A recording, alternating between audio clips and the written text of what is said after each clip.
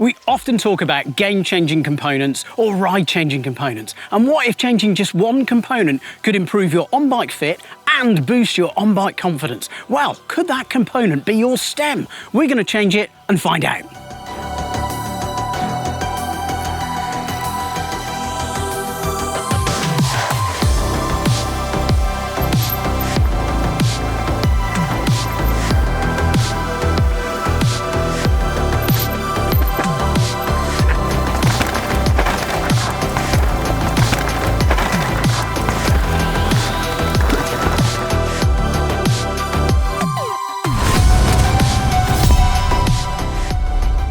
Gee, that's some hype, isn't it, that one component can do all those changes? Well, before we dive any deeper, I've got a little favour to ask, and that's just if you could, well, like and subscribe to the channel. It really helps us make great content like this. Bike stems do a lot, and you might be surprised about how much they do. Changing your stem length can boost your on-bike ergonomics, so improving your optimisation for pedalling.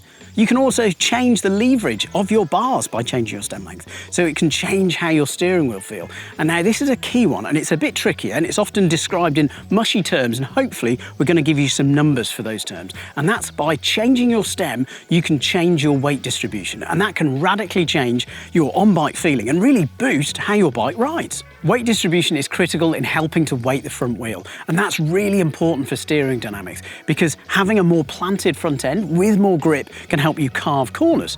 Too much front end grip though, and too much weight shift to the front can send you over the bars, which is less than optimal. Well, Owen, that's great, isn't it? It's all subjective, it's all woo, just a bit of feel. Well, you're right, it is feel, but I plan to give you some numbers to give you a better handle on what that feel is about. And I've got a fancy high-tech tool to help me.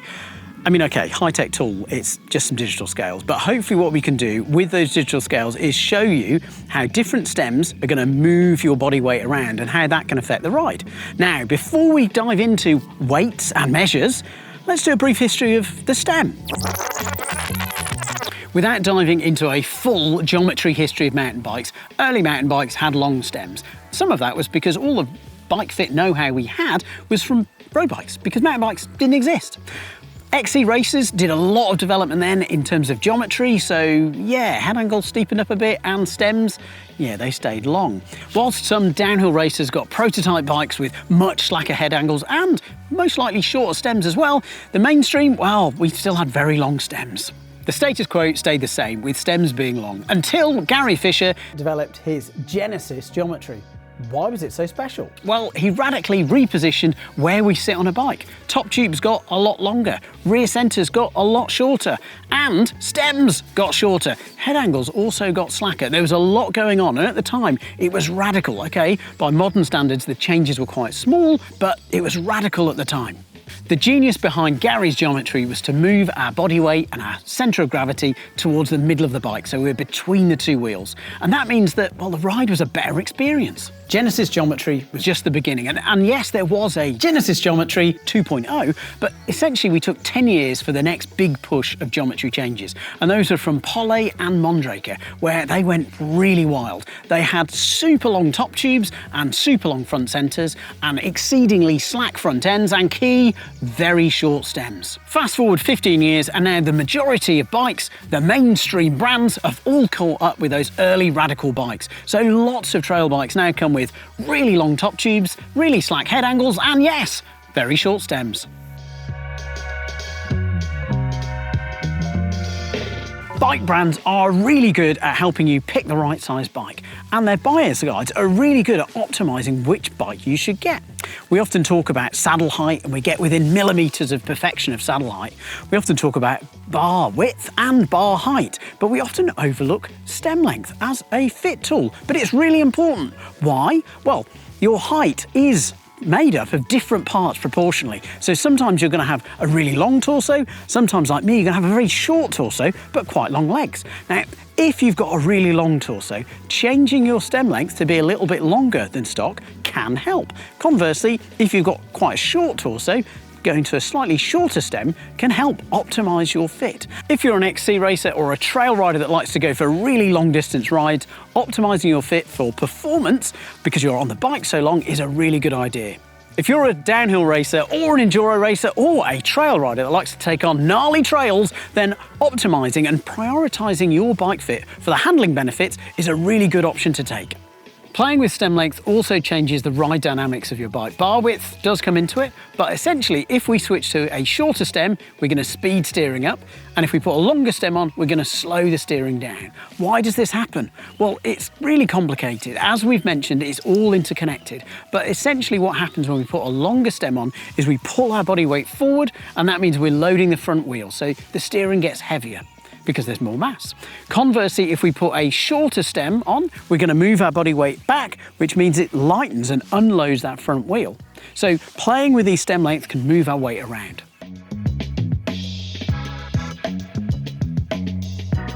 We've touched on the term weight distribution. Now I'm going to explain a little bit more. It's a complicated, interconnected tangle with lots of factors at play. Stem length, bar width, head angle, steering offset, brake, trail, front centre, rear centre, and bottom bracket height. All of these play a part in changing the weight distribution on your bike. Some of these are baked in or welded into your bike already, and depending on your bike, you might be able to adjust them. If you're really keen, you could use angle sets or offset bushings to also do some changes. But one change that's often overlooked that can make dramatic changes to your weight distribution is stem length.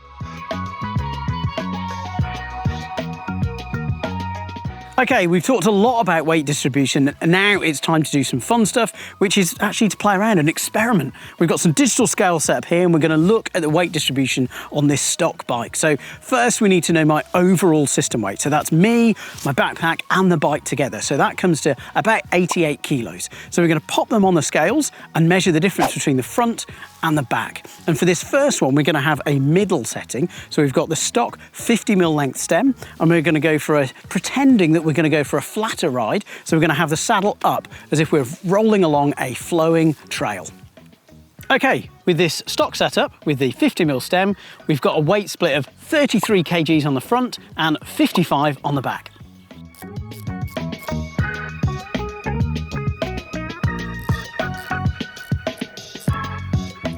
Okay, now we've switched the stem to a much longer, unfashionably long. This is 100mm. So it changes our reach by about 46mm, give or take.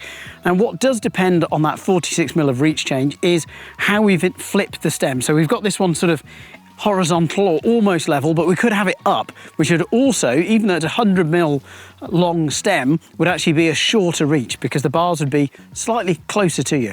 But we're going to pop it on the scales and see how this stem has brought my weight forward. So let's begin. Okay, with this longer stem, we've now got a weight shift of about 36 on the front and about 52 on the back. So we've moved the centre of my kind of gravity, the COG of my bike, 3k to the front of the bike. So we're going to load that front tyre by an additional 3 kgs.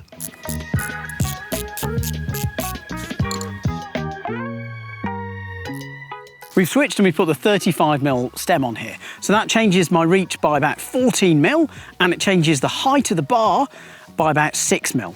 I'll just level up, and we've got 31 kgs on the front and 57 on the back. So down from the 50mm stem, that's moved our weight rearward by about 2 kgs. So that's quite substantial because 50mm stem is relatively short and a 35mm is much shorter, but it does move your weight back. Okay, we've got a downhill position. Okay, it's moderately downhill, but I've also assumed a sort of more aggressive, sort of attacking position that you might use on rolling terrain as well. And we've got the short stem on, so it's only 35mm. So we've got a weight of 42 kgs on the rear and 46 on the front. Okay, we've switched to the 100mm long stem, and we've got 53 on the front, quite a big weight shift, and then on the back, 35 kgs on the back.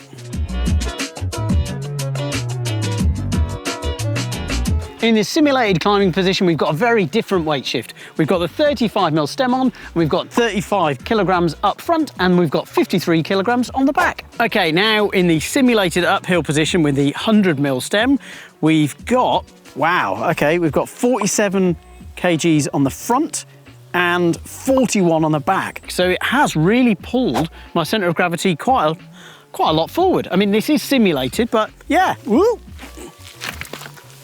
So between the 35mm stem and the 100mm stem, on the downhill section we had 7 kilograms of weight transfer difference between the two, and on uphills we had 6 kilograms of weight transfer difference. So it's quite noticeable, even in this sort of cursory test where we're using scales on a slightly sloped bit of ground.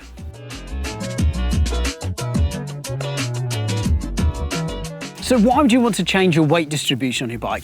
Well, we've talked about the ergonomic advantage of fitting your bike really well, but there's dynamic rind changes that improve your handling too. For big days out, up and down the mountain, you might look for help with climbing. So moving your weight forward not only can slow the steering down to aid slower climbing, but also aid traction up steep hills, because you'll have more weight on the front wheel and you'll be less likely to lift the wheel or wheelie out on really steep climbs, which, if you're out for hours and hours and the climbing is really heavy on the loop that you're doing, can really boost performance. For big days out when you're wanting to maximise fun, or you're keen to get a handling boost on tech trails, especially those that are steep and downhill, moving your weight back can really help. So that rearward weight shift can really help on tech trails as well, because lots of those skills loop back to being able to place the front wheel and be able to lift it over roots and rocks. And with this rearward weight shift, it should make it easier. Okay, scales on the trails are a bit daft, but hopefully it gives you some real numbers and some good ideas about when we talk about on-bike changes, whether they be ergonomic or dynamic rind changes, about how they change the loading of one of the key contact points of your bike, your tyres. Okay, of course, these have been sort of static tests, and that's a bit alien because when you're on your bike, you move around, you're really dynamic, so you're moving forward on climbs, you're shifting your weight back on descents, but hopefully it gives you a really good indication that playing with stem length can really help optimise your bike fit. And when we say optimise, we mean, well, get the most out of it, so the experience is awesome. Hopefully we've shown that by changing your stem, you can change your weight distribution on your bike and you can get ergonomic boosts and handling boosts. Now, I'm trying to think of another component that's relatively easy to switch that can do so much. I mean, if you've got thoughts about which component you've changed for a confidence boost and an ergonomic boost, well, let us know in the comments. I'm off for a pedal.